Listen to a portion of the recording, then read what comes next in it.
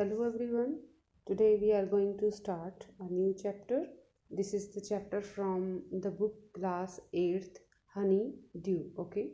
This is the 6th chapter and the name of the chapter is This is Jodie's Farm. Okay. So Jordi नाम है एक बच्चे का और फान हिरन के बच्चे को बोलते हैं. ओके. जैसे किसी बिल्ली के बच्चे को किटन बोलते हैं, किसी कुत्ते के बच्चे को पपी बोलते हैं और ठीक वैसे ही हिरन के बच्चे को फान बोलते हैं. ठीक है. तो ये एक जॉडी के फान की कहानी है. यानी जॉडी के पास एक हिरन का बच्चा है. तो वो हिरन का बच्चा उसके पास कैसे आया और उसने उसके साथ क्या किया, उसकी कहानी है. It's a very interesting and motivational story. It's also based on the human ground. Okay.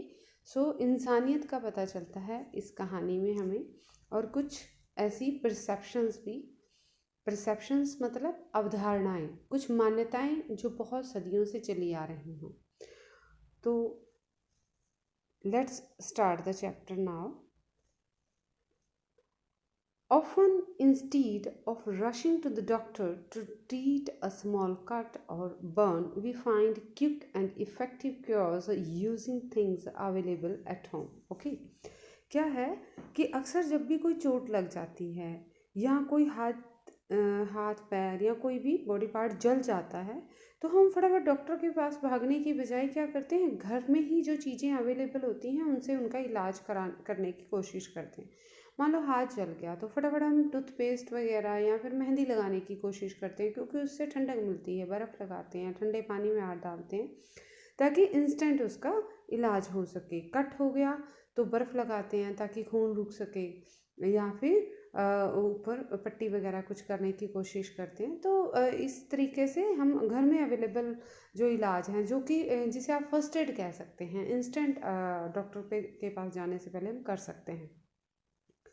Can you think of some such home remedies for. तो क्या आपके दिमाग में भी हैं कुछ ऐसी होम रेमेडीज़. मान लो एक कट ऑन योर नी, आपके घुटने पर चोट लगी तो क्या करेंगे. ऑब्वियस है, आप तेल और हल्दी मिला के लगा लेंगे उसके ऊपर. A burn on your arm, तुम या फिर तुम्हारी बाजू जल गई या बॉडी का कोई भी पार्ट जल गया, तो टूथपेस्ट या मेहंदी या ठंडा पानी यही यूज़ करेंगे. ए बी स्टिंग, अगर मधुमक्खी काट जाए तो क्या करेंगे. तो ऑब्वियस है, या तो मोस्टली क्या करते हैं कि लोहे की चीज़ वगैरह कुछ मधुमक्खी के काटी हुई जगह पर रगड़ते हैं. लेकिन the best way to treat it, कि आपके पास कपड़े धोने वाला अगर साबुन है तो आप थोड़ा सा गीला करके साबुन को वहाँ पर वो साबुन लगा दें थोड़ी देर के लिए, और आधे घंटे के लिए उसको ऐसे ही छोड़ दें. तो उसका जहर नहीं चढ़ता है उस आपकी बॉडी के अंदर, यानी कि स्वेलिंग भी नहीं आती है और दर्द भी बहुत फटाफट कम हो जाता है. In this story, Jody's father has been bitten by a rattlesnake. आपने सुना होगा डिस्कवरी चैनल्स वगैरह में, तो कि जो रैटल स्नेक के बारे में कि बहुत ख़तरनाक होता है, काफ़ी दूर से इसकी आवाज़ सुनाई दी जाती है. तो जॉडी के पापा को एक रैटल स्नेक काट लेता है. ही quickly kills a doe and uses its heart and liver to draw out the poison. तो वहीं पर क्या होता है कि एक हिरन, डॉ हिरनी को बोलते हैं, फीमेल हिरन. ओके. तो जो एक फीमेल हिरन थी वो वहाँ पर थी, और उसके पिता ने, जैसे ही उसके पिता को रैटल स्नेक ने काटा, उसने फटाफट हिरनी को मारा, उसका मतलब दिल और लीवर दोनों निकाल कर उससे अपने बॉडी के जहर को निकाल लिया. यानी कोई तरीका होता होगा उसको बाहर निकालने का. Jody wonders what will happen to the little fawn left without a mother. अब जॉडी पीछे इस बात से परेशान था कि उस हिरनी के बच्चे का क्या होगा जो अब माँ के बगैर रह गया है. तो अब देखते हैं कि वो हिरनी का बच्चा जॉडी के पास कैसे आता है. Jody allowed his thoughts to drift back to the form. Drift back to मतलब गो बैक, खो जाना या यादों में चले जाना. जॉडी अलाउड हिज थॉट्स होता है विचार, okay. To drift back to the fawn, Jody के जो विचार थे या जॉडी का जो मन था वो वापस उसी हिरन के बच्चे के विचारों में खोया हुआ था। He could not keep it out of his mind, और जो जॉडी था, ही कौन है यहाँ पर, जॉडी, और could not keep it, it का मतलब यहाँ पे क्या है, फोन। ओके, तो जॉडी जो था वो फोन को अपने मन से बाहर रख ही नहीं सकता था। He had held it in his dreams, in his arms, और सपने में उसको क्या लगता था जॉडी को कि उसने हिरन के बच्चे को अपनी बाहों में पकड़ा हुआ है। He slipped from the table and went to his father's bedside. यही सोचते सोचते जो जॉडी था वो टेबल के पास बैठा हुआ था, वहाँ से उठा और अपने पिता के बिस्तर के पास चला गया। पेनी ले एट रेस्ट, पेनी किसका नाम है, जॉडी के फादर का नाम। तो जॉडी जो था के पापा जो थे पेनी, वो आराम कर रहे थे। His eyes were open and clear, उसकी आंखें खुली हुई थी, यानी लेटे हुए थे बट जाग रहे थे, और बिल्कुल साफ थी उनकी आंखें। But the pupils were, pupils होता है पलकें, okay, the pupils were still dark and dilated, और जो आँखों की पलकें थी वो अभी भी गहरी थी, यानी काला रंग या नीला रंग हुआ था उनका। एंड डिलेटेड मतलब वो स्वेल्ड थी, डिलेटेड का मतलब क्या होगा, स्वेल्ड, ओके, या फिर फूली हुई, एनलार्ज्ड भी कह सकते हैं। Jody said, how are you feeling pa, Jody ने जाके अपने पापा से पूछा, पा आप कैसा महसूस कर रहे हैं। जस्ट फाइन सन, तो पेनी ने जवाब दिया, बिल्कुल ठीक हूँ बेटा। Old death has gone thieving elsewhere, okay, कि वो एल्सवेयर, उसने कहा कि जो मौत थी वो बिल्कुल पास से होके गुजरी है। But wasn't it a close shave, wasn't it a close shave, close shave का मतलब ये क्या है, एक फ्रेज है, ठीक है। यानी कि अगर आप इसे अलग अलग मीनिंग लोगे, क्लॉज होता है नज़दीक, शेव होता है दाढ़ी बनाना वगैरह, तो इसका कोई मीनिंग नहीं निकलेगा प्रॉपर। लेकिन अगर आप एक क्लॉज शेव प्रॉपर तीनों वर्ड्स को एक साथ लोगे तो ये एक फ्रेज बनेगी, यानी कुछ वर्ड्स के समूह को मिलके एक नया वर्ड बनता है और एक नया मीनिंग देता है, वही होती है फ्रेज, ओके। तो इसका मतलब है नैरो एस्केप, यानी बड़ी मुश्किल से बचना। बट वजंट इट ए क्लॉज शेव, फिर उसने अपने बेटे से पूछा, बेटा क्या ऐसा नहीं था कि मैं बड़ी मुश्किल से बचा हूँ। आई एग्री, तो जॉडी ने जवाब दिया, हाँ पापा बिल्कुल आप बहुत मुश्किल से बचे हैं। पेनी सैड, फिर पेनी बोला, I am proud of you boy, तो पेनी ने अपने बेटे को बोला कि बेटा मुझे आप पर बहुत अभिमान है, गर्व है। The way you kept your head, the way you kept your head, तो यहाँ पर केप्ट योर हेड का मतलब है बैलेंस बना के रखना, ठीक है, संतुलन बनाना, स्टेड काम इन डिफ़िकल्ट सिचुएशन, एक मुश्किल हालातों में मन को शांत रखना, ठीक है। This is also a phrase, बहुत सारी फ्रेज़ यूज़ की गई हैं। फ्रेज़ इसलिए यूज़ की जाती हैं ताकि लैंग्वेज को और ज़्यादा थोड़ा इफ़ेक्टिव बनाया जा सके।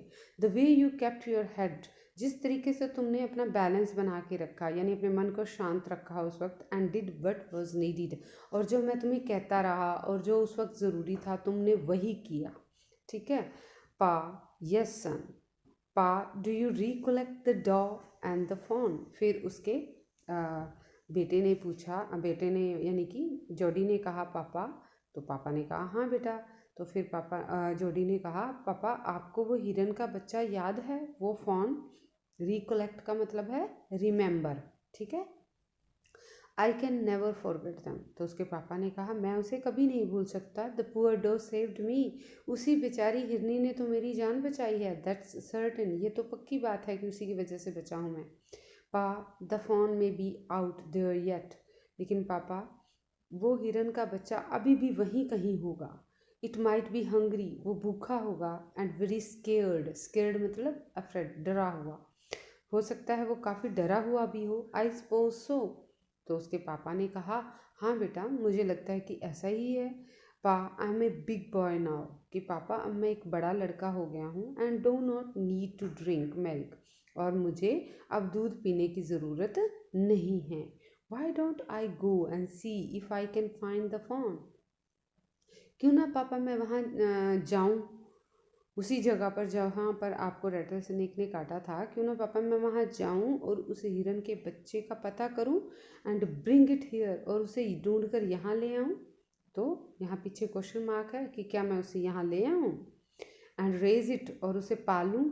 पेनी ले क्वाइट, पेनी बिल्कुल शांत लेटा रहा।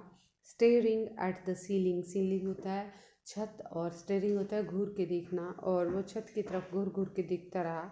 Boy you have got me hemmed in, hemmed होता है डलीमा, ओके, डलीमा मतलब मुसीबत, असमंजस, जहाँ पे डिसीजन ना ले पाना मुश्किल हो, हैम्ड होता है, okay. Boy you have got me hemmed in, तो पापा ने कहा यानी पेनी ने कहा, बेटा तुमने तो मुझे मुसीबत में डाल दिया, यानी असमंजस में डाल दिया, कंफ्यूज कर दिया। It wouldn't take much to raise it pa, तो उसके बेटे ने कहा, पापा उसको पालने में ज़्यादा खर्चा नहीं आएगा। It will soon start eating leaves and accounts, accounts होता है कांटे, ठीक है, छोटी छोटी झाड़ियाँ या फिर और बीज वगैरह भी आप कह सकते हैं, स्मॉल नट्स, ठीक है। तो वो उसने कहा कि पापा जल्दी ही वो छोटे छोटे मतलब पत्तियाँ वगैरह और बीज वगैरह खाना शुरू कर देगा। You are smarter than boys of your age, तो उसके पापा ने कहा कि बेटा तुम अपनी उम्र के बच्चों से ज़्यादा समझदार हो। We took it some mother and it wasn't to blame, हमने उसकी माँ को छीन लिया। इट वॉजंट टू ब्लेम, इसमें उसका कोई कसूर नहीं है। Surely it seems ungrateful to leave it to starve, starve होता है भूखा मरना, निस्संदेह उसको भूखे मरने के लिए वहाँ छोड़ देना बहुत ऐसे होगा जैसे हम किसी का आभार नहीं मान रहे। Son I can't say no to you, तो पापा ने कहा यानी पेनी ने कहा, बेटा मैं तुम्हें ना तो नहीं कह सकता। I never thought I would live to see another day, क्योंकि अगर वो हिरनी को ना मारता और उसकी वजह से मेरी जान ना बचती तो मैं एक भी दिन और नहीं देख सकता था, यानी मैं ज़िंदा नहीं रह सकता था। Can I ride back with Millville and see if I can find it, तो उसके बेटे यानी जोडी ने पूछा अपने पापा से कि पापा क्या मैं मिलविल के साथ जा सकता हूँ, उसके पीछे बैठकर और उसे ढूंढ सकता हूँ। मिलविल एक उनका नौकर कह लीजिए, घुड़सवार है जो घोड़े की देखभाल करता था। और तो जोडी ने पूछा कि क्या मैं मिलविल के पीछे बैठकर यानी घोड़े पर बैठकर मिलविल के पीछे जा सकता हूँ, ढूंढ सकता हूँ जो उस हिरन के बच्चे को। टेल योर माँ आई सैड यू कैन गो, तो उसके पापा ने कहा कि तुम जा सकते हो लेकिन अपनी माँ को बता दो। He settled back to the table and set down, और वो जो जोड़ी था वो पीछे की तरफ टेबल के पास गया यानी और वहाँ बैठ गया जाके table. His mother was pouring coffee for everyone, जो उसकी माँ थी वो कपों में कॉफ़ी डाल रही थी सबके लिए। पॉरिंग होता है उड़ेलना, ठीक है, एक चीज़ से दूसरी चीज़ में डालना, दैट इज़ कॉल्ड पॉर, लेकिन सिर्फ लिक्विड के लिए, okay. His mother was pouring coffee for everyone, उसकी मम्मी जो थी वो सबके लिए कॉफ़ी डाल रही थी। He said ma pa's is I can go bring back the fawn, तो जॉडी ने कहा माँ पापा कहते हैं कि मैं उस हिरन के बच्चे को ढूंढ सकता हूँ और उसे यहाँ ला सकता हूँ। She held the coffee pot in mid air, ये बात सुनकर उसकी माँ के हाथों में जो कॉफ़ी थी या कॉफ़ी की केटल जो थी वो हवा में ही रह गई, कहने का मतलब उसका हाथ वहीं रुक गया। व्हाट फॉन, तो उसकी माँ ने पूछा कौन सा हिरन का बच्चा। The fawn belonging to the doe we killed, तो जॉडी ने कहा वही हिरन का बच्चा माँ जिसकी माँ को हमने मारा था, यानी जिस हिरनी को हमने मारा था वही हिरन का बच्चा। We use the doe's liver to draw out the poison and save pa, उसी हिरनी के लीवर का प्रयोग किया था हमने पापा के अंदर से जहर को निकालने के लिए और पापा को बचाया। शी गैस्प्ड, ये बात सुनकर उसकी माँ ने आह भरी। गैस्प्ड होता है जोर से सांस लेना। वेल फॉर पिटी सेक, ओ दया दिखाने के लिए। Pa says it would be ungrateful to leave it to starve, तो बच्चे ने कहा माँ पापा ये कहते हैं कि ऐसे में कि जब उसकी माँ ने हमारे लिए जान दे दी, ऐसे में उसके बच्चे को भूखा मरने के लिए छोड़ देना गलत होगा। डॉक्टर विल्सन साइड, तभी डॉक्टर विल्सन आ जाते हैं जो उसके पापा का इलाज कर रहे होते हैं, तो वो डॉक्टर विल्सन आते ही कहते हैं दैट्स राइट मैम, कि मैम बच्चा सही कह रहा है। Nothing in the world comes quite free, इस दुनिया में कुछ भी फ्री में नहीं मिलता, यानी कि उस हिरनी ने आपके हस्बैंड की जान बचाई है तो इसके बदले में आपको उसके बच्चे को पालना चाहिए, यानी वो फ्री में नहीं है। तो डॉक्टर ने बिल्कुल सही बात कही। यहाँ पे भी बहुत इंपॉर्टेंट क्वेश्चन बन जाएगा कि nothing in the world comes quite free. कैसे, डिस्कस करिए इस लाइन को। तो ऑब्वियस है कुछ भी ज़िंदगी में फ्री में नहीं मिलता, बदले में हमें हर किसी को कुछ ना कुछ देना पड़ता है। यानी अगर आप किसी की सेवा कर रहे हैं तो वो बदले में आपको दुआएं दे देता है। अगर आप किसी के यहाँ काम करते हैं तो वो बदले में आपको पैसे देता है। तो nothing comes quite free in the world.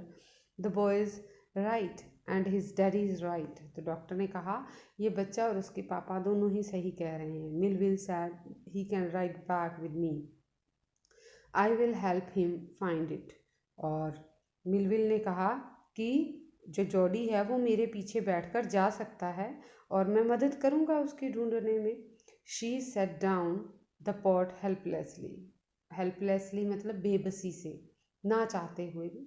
अब उसकी माँ ने बेबसी से जो उसके हाथ में केटल थी वो नीचे रख दी, नीचे मतलब टेबल पर रख दी। Well if you will give it your milk we got nothing else to feed it. तो उसकी माँ ने कहा लेकिन उसके लिए तुम्हें अपना दूध यानी अपने हिस्से का दूध उस हिरन के बच्चे को पिलाना होगा, हमारे पास और कुछ नहीं है खिलाने पिलाने के लिए। Millwheel said come on boy we have got to get riding. तो तभी मिलविल ने कहा कि लड़के आ जाओ, हम तैयार हैं जाने के लिए। माँ बैक्स्टर, तो यहाँ पर उसकी माँ का नाम भी आ गया जिसका नाम क्या है, बैक्स्टर। माँ बैक्स्टर आस्क्ड एनेक्सली, उसकी माँ ने चिंता में, एनेक्सली मीन्स वरिडली, बहुत चिंतित होकर कहा you will not be gone long, ज़्यादा दूर मत जाना। Jordi sad I will be back before dinner for sure. तो जॉडी ने कहा माँ रात का खाना खाने से पहले मैं पक्का वापस आ जाऊँगा। Millville mounted his horse, mounted होता है चढ़ना, क्लाइंब हो जाना, चढ़ना। Millville mounted his horse, Millville घोड़े पर चढ़ गया and pulled Jordi up behind him, और पीछे खींचकर जॉडी को भी अपने पीछे बिठा लिया। ही सैड टू मिलविल, और फिर जॉडी ने मिलविल से कहा do you think the fawn still there, fawns still there, तुम्हें क्या लगता है कि वो हिरन का बच्चा सच में वहाँ होगा। Will you help me find him, क्या उसे ढूंढने में तुम मेरी मदद करोगे। with it we have completed the first part, and in the next part we will see whether Jody will find the fawn or not, or if he found then what he will do with it. Okay, till then like and subscribe my channel and stay home, stay healthy. Thank you, have a nice day.